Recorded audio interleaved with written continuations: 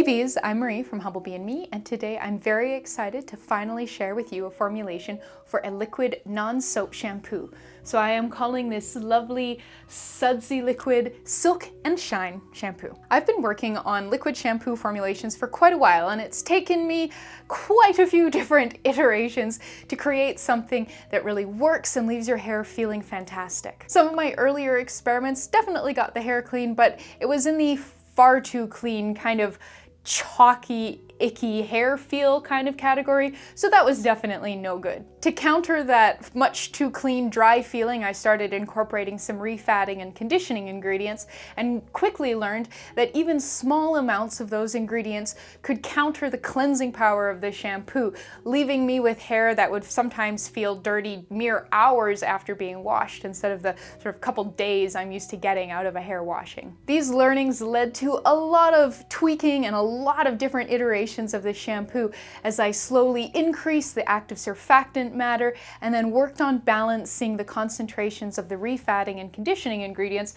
to create something that got my hair nice and clean but left it feeling absolutely lovely. And this shampoo is our end result. If you'd like to learn more about the specifics of the formulation, please make sure you are reading the blog post, which is linked in the description box below. In addition to more formulation information, you'll also find links to places to buy all the ingredients and information on substitutions, scaling, shelf life, and a whole lot more. So please make sure you are reading that before you leave a comment asking me a question, because there's a decent chance it has been answered in the blog post.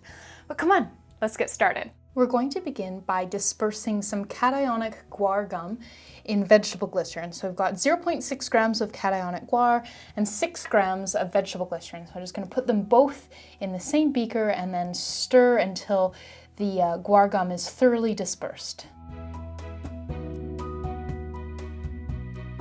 Up next, we will add the rest of our non-surfactant, non-water ingredients. So you're going to need 1.2 grams hydrolyzed silk, 0.6 grams panthenol or vitamin B5, 0.6 grams Olivum 300, 0.36 grams Polyquaternium 10, 0.36 grams liquid germall plus, and 0.6 grams fragrance of choice.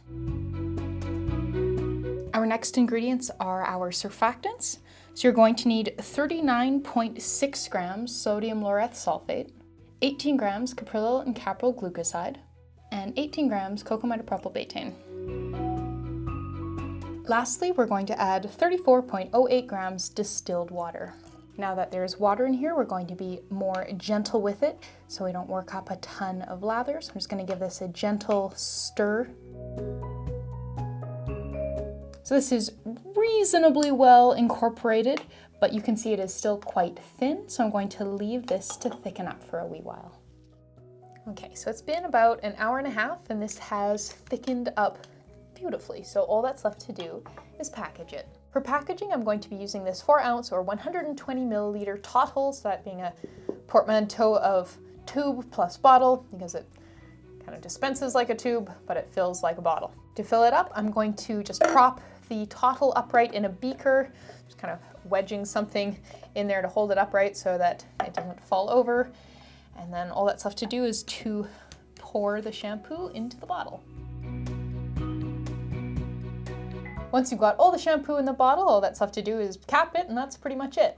Using what's left in the beaker, I thought we would add a little bit of water and agitate it so you can get a feel for the type of lather that you'll get when you work it up in your hair. So I think I put about maybe 30 milliliters of water in there, and I've got about 150 milliliters of lather all worked up. It's really gorgeous, silky, rich lather. It just feels absolutely amazing in the hair. So yeah, oodles of bubbles with this one. But yeah, there we go. So we just made a gorgeous silk shampoo. Thank you so much for watching. Please subscribe, and please make sure you are reading the full blog post for this formulation. It's linked in the description box below. You'll find a lot more information there, including information about substitutions, scaling, shelf life, links to places to buy all the ingredients, and a whole lot more. But thank you so much, and I'll see you next time.